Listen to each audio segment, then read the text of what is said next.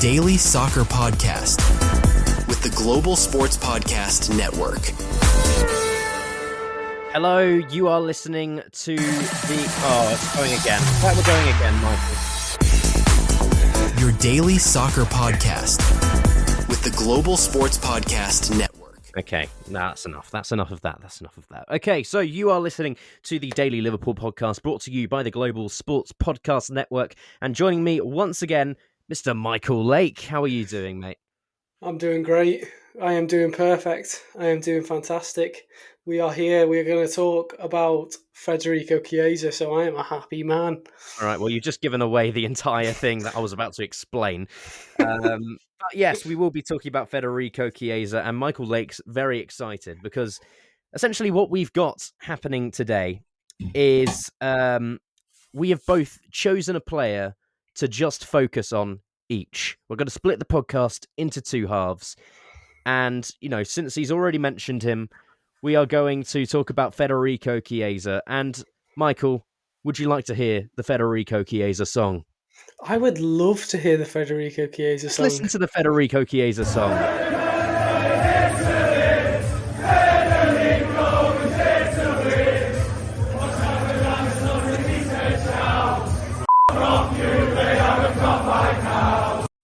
We are a family-friendly podcast, and I went to extreme lengths to edit that bit out. So, but it's worth it for Michael Lake. If you could see his face while that song was playing, punching his air in his office, my word, it was like being at Anfield. Yes. So, why have you chosen Federico Chiesa, Michael? For the song. For the song and nothing else. We could just spend 10 minutes talking about that song if you like. I mean, should we do it again? Let's do it again.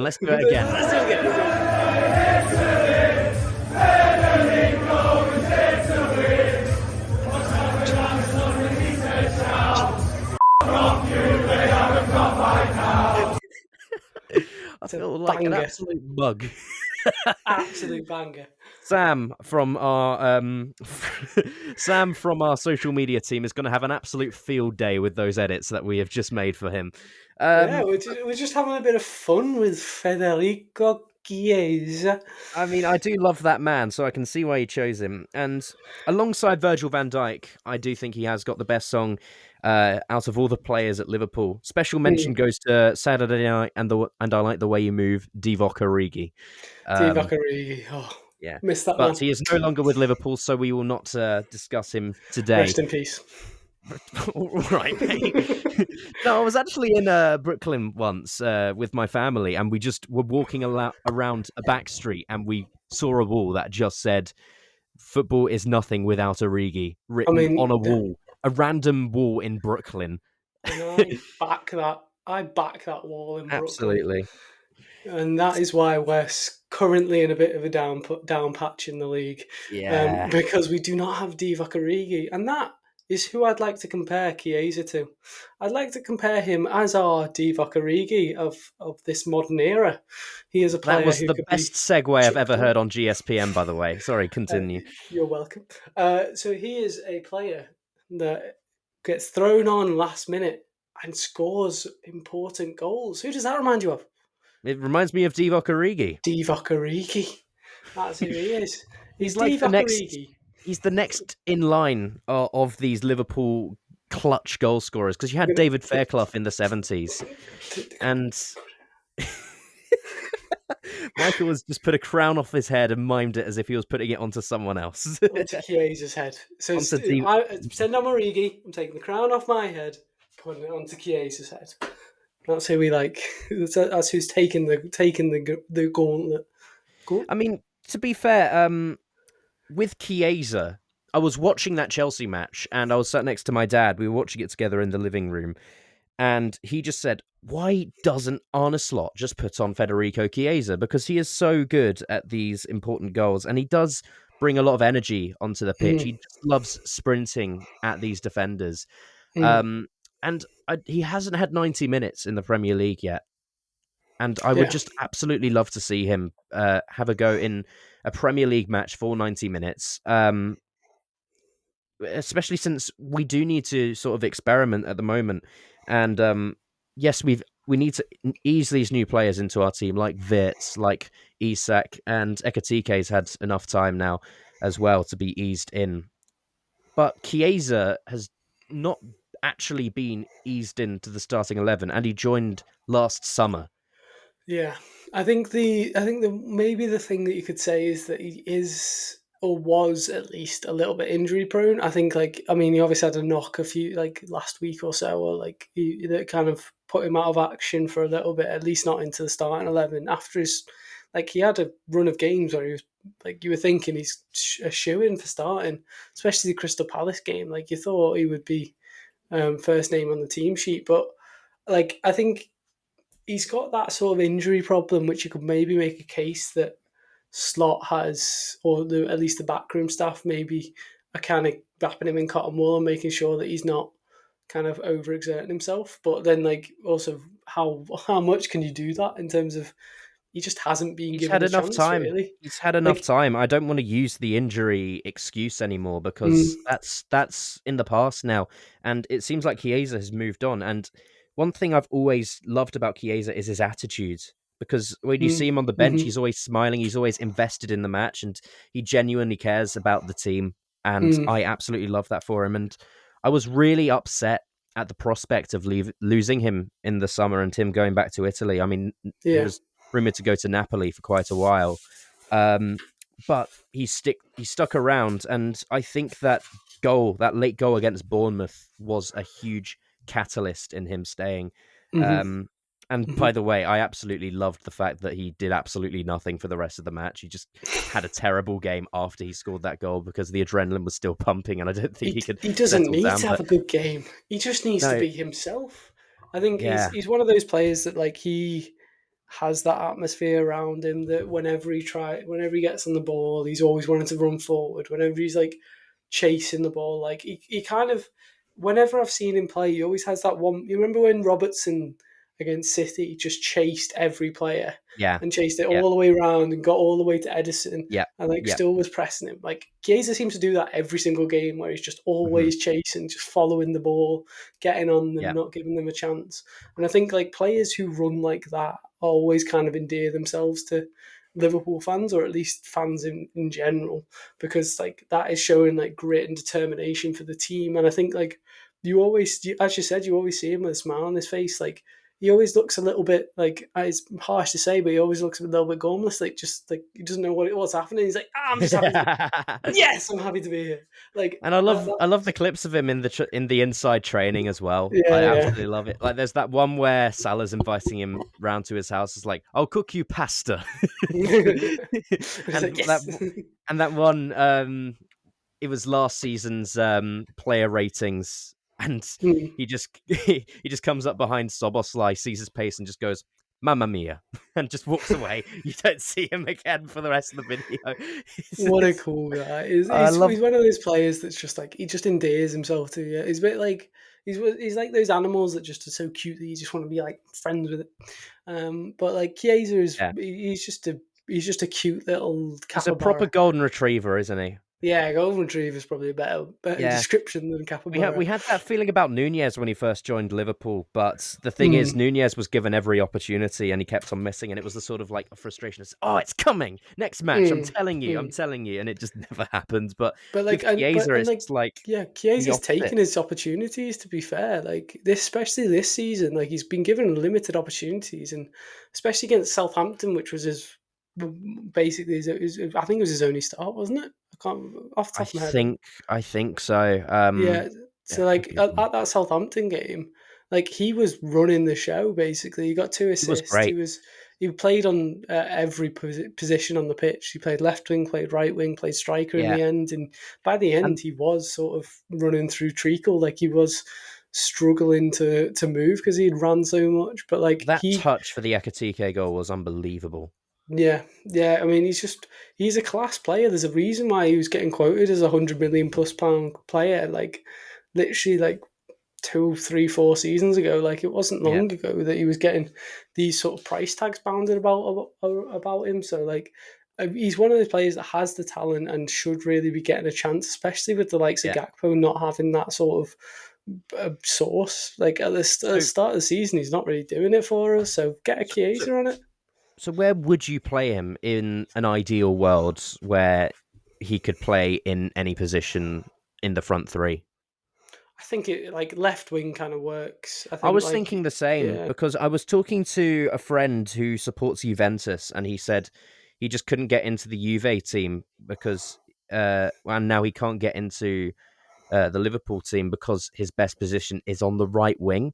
And I just Mm, think, well, no, because I think about when it was Euro 2020 and it was Chiesa and Lorenzo Insigne both playing off the left wing, and both of them were terrific that tournament. hmm And Chiesa got into the team of the tournament at the end of it on the left wing, and it's not hard to see why, because his crosses from the left hand side into the box are so good. They're phenomenal. hmm And he loves cutting inside on the left hand side and having a look and having a little dribble, maybe a little step over at the right back. And hmm he just sort of looks a bit uncomfortable on the right hand side for me. And striker, well, he can drift across the front, so it doesn't matter. But I left think wing, I'd yeah, he's say. very two footed. So he can kind of do equally well with either foot.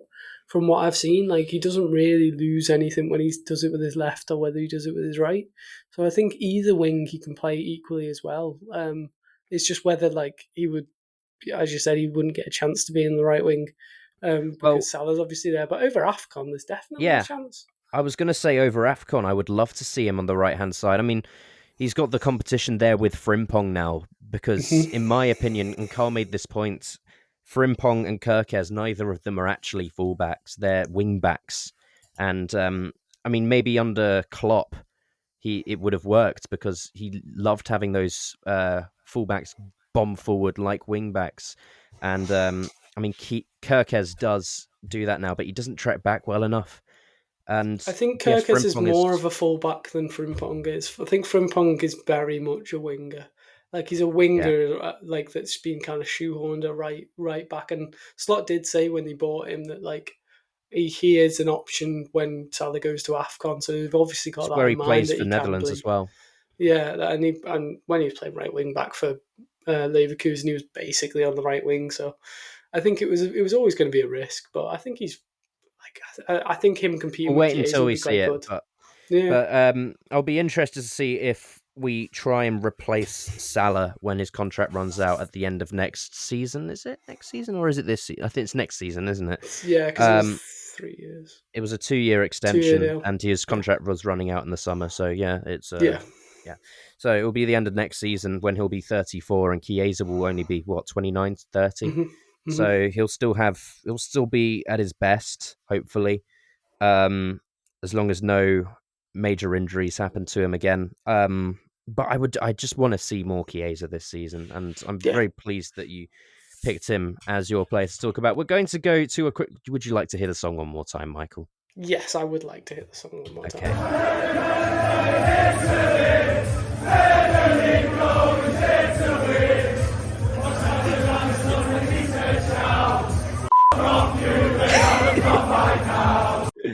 Okay, we'll go into a short break and then we'll hear the song of my player, who I've picked to discuss in this episode. But first, it's time to find out where you can get your supplements.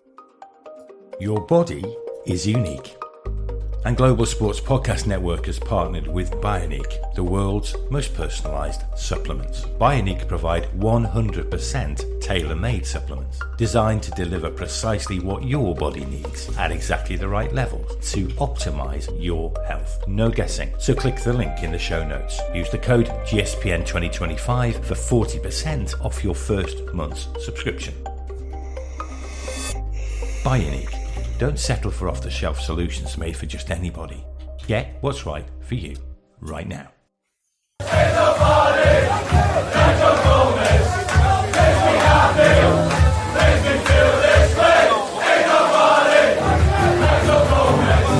Oh my word, house beat. Oh, it makes it sound so much better with the house beat. Yes, I want to talk about Joe Gomez with you, Michael. Is that okay with you?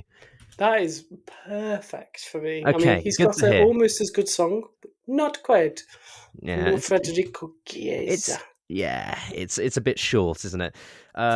Yeah, Gomez is someone that I've always loved at Liverpool. I mean, firstly, he's our longest serving player now, which is crazy to think, considering the fact that he's never actually been a regular in the first team. Maybe when he first came in and he was playing at left back a little bit in that Mm. 2015 season, I think. Well, he played as a regular when we won the league or when we won the Yeah, it was when Champions we League. won the Where league. He was a he was regular that there, partner. but he was a regular for when we won the league. But I think that's only because Matip was Matip injured? Well, there Yeah, was like some reason.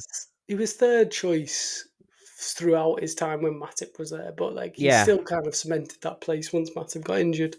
yes, and rightfully so. And it's still baffling to me that he's never actually done enough to get into the Mm. Liverpool first team, because every time he stepped up and had regular playing time, apart from like a couple of times, um, like a couple of years ago when he was having a horrible run of games under Klopp, he just he always. I mean, even this season, the 12 minutes he played against Arsenal when he came on were phenomenal. He was heading everything away, and Hmm. Carl referred to him as a bit of a meat and potatoes defender, just doing the basics and nothing too flashy. Hmm. And that's always been him. He's always been safe. Hmm. He doesn't like to give the ball away. Canate. Um, and I don't get why he hasn't been given a regular run of games over Canate when he first came in. I thought Gomez would be pushed forward especially once Matip left, Hmm. and because he's been at Liverpool long enough and he's a proven defender when we need to rely on him. We won the league with him, for goodness sakes, and we kept 20 clean sheets that season. So Yeah, what more does he have to do? Because he's versatile as well. He can play at fullback very well either side, and even a couple of times over the last couple of years, we've seen him move to that holding midfielder role when he was needed to. And still people were saying, "Oh, get rid of him if we're not going to use him." Why?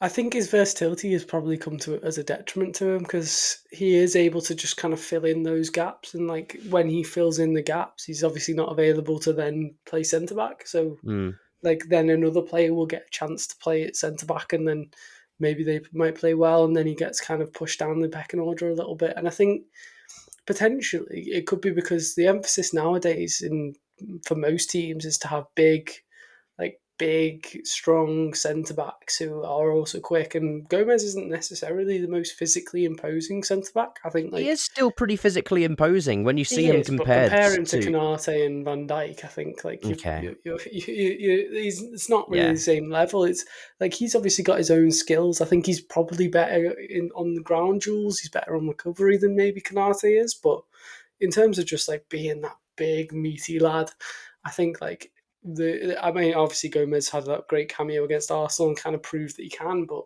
just on the eye test, I think you'd think yeah, Canate would be able to do that better than him, and that might be what Slot is thinking in terms of why he's choosing him. And obviously, we don't want to give it as an excuse, but Gomez is another player that has had bad injury issues in the past yeah, and hasn't been reliable. true. And I think that's mostly down, like that's mostly the reason why he's not able to kind of make that claim on the first team, just because like he's not consistent in terms of what he's actually being able to output for the team. Yeah, And I think we've chosen two players that have the potential to be incredibly integral first team players, but just maybe haven't been consistent enough. And I think, I yeah. mean, Gomez hasn't been injured this season. I don't think. I don't, or like at least not. He was You know, coming back from his injury when he was forced off against Plymouth last season, and he was out for the rest of the season fair, from that. And fair. he just never got the chance to come back in. I thought maybe towards the end of last season, if he was fit Yeah, or like recovering, he could have maybe got a couple of matches where we'd already won the league at that point, and we were just yeah, sort of having a victory parade at the end of the season. But yeah. no, I don't think he made it back. But over the summer, he recovered and he played against Arsenal. He made a cameo, and he was just phenomenal in that Hmm. one. Hmm. And to be honest with you as well, we subbed off Canate against Chelsea. I was shocked when I didn't see Gomez's name.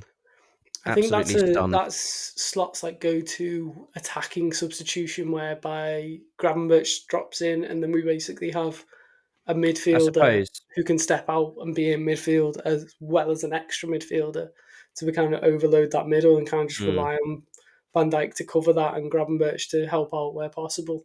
he likes to make Maybe, those mazy runs forward from the back line as well, and that's where yeah, we loved Matip.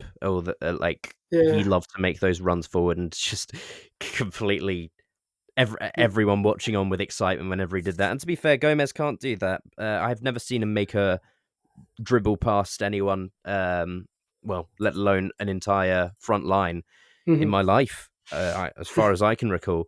But I just would like to see him more going forward this season, hmm because Canate has just been horrendous all season hmm for us, and it's so frustrating because it's just simple stuff that he's getting wrong. His passing. You're a yeah, professional footballer. You're in your mid-20s. You should be able to pass the ball. And not only has he failed to pass the ball, he's done so and injured Alisson. yeah, yeah, literally. So that's a and cardinal sin. I don't think he can make it past that. and Gomez is pretty safe with his passing, and he does take risks with his passing at times as well. He likes to step out and do a long ball every now and then. I mean, that doesn't really work this season when you've got Salah, who's just being marked by 3 people on the wing, and hmm same with Gakpo. But I just think it's time to experiment with Gomez a bit more and give Canate a few weeks out, because I'm sick of seeing Canate waste the ball under no pressure at the hmm back, and also be in the wrong position when tracking back as well. I mean, he has made some good tackles as well, and he has done over the years, so I don't want to completely write him off, but I think it might be Gomez's time going forward, Michael. Yeah, I mean, I could see like if the problem is, I could see if Leone hadn't got that injury, I could Mm. see Gomez being fourth choice. Like after Leone's performance, I could definitely see that Gomez wouldn't have been like as close to the first team and wouldn't be like we would be saying Leone should be starting as opposed to Gomez He did starting look very good. He did when look we very good, Leone. if he was still fit and Canate had carried on playing like this, like. But I think like the fact that Leone's got injured is an opportunity for him to step up and kind of stake that claim, because Leone's going to be out for the rest of the season, and it's going to be the only competition he has to be a backup is Reece Williams, really, Yeah, no. unless you count Endo and Gravenberch as Yeah. centre backs ahead of him. But like God, I don't want to realistically, repeat of that Gomez is 2020, our that 2020-21 season when we have Phillips and Reece Williams. get Nat Phillips back. That's what I'm Yeah. saying. Get him back. What was it? 3 He's million. Pay it again. yeah. Bring him back. Pay it back. I mean, have you seen anyone do a Cruyff turn on Zlatan Ibrahimovic before? No, Nat I Phillips haven't. has. Get big No. slabbed. He's our slabbed. And by the way, unbelievable at heading. Unbelievable. Yeah, I it's haven't great in seen there. anyone. There you go. Only Martin Skirtle is the other person who can rival him in headers. Yeah, I mean, he was going to be another one in my all-time 11. I've got to admit, Martin Skirtle, big time. He was going to be up there, but I decided against it. I think there's better Yeah. choices. I like Skirtle. I like that he had a bandage on his head when he was playing. He'd have a couple of course. staples in his forehead, and he continued playing. Doesn't care. Doesn't care. Yeah, Anyway, we'll end it there. This has been a nice bit of therapy for both of us, just talking about our favourite players. We'll hear the Gomez song one more time before the outro, but you have been listening to the Daily Liverpool podcast on the Global Sports Podcast Network. Michael, it's been a pleasure. it's been a pleasure's all mine.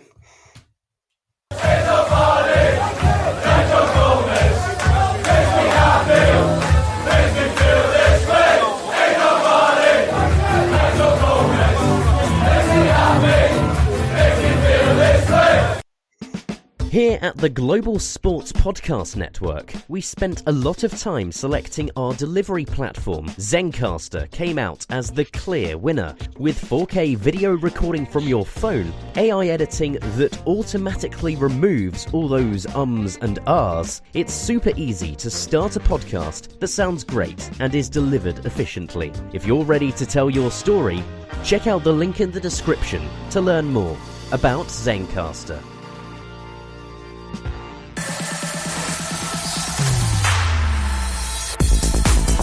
Your daily soccer podcast with the Global Sports Podcast Network.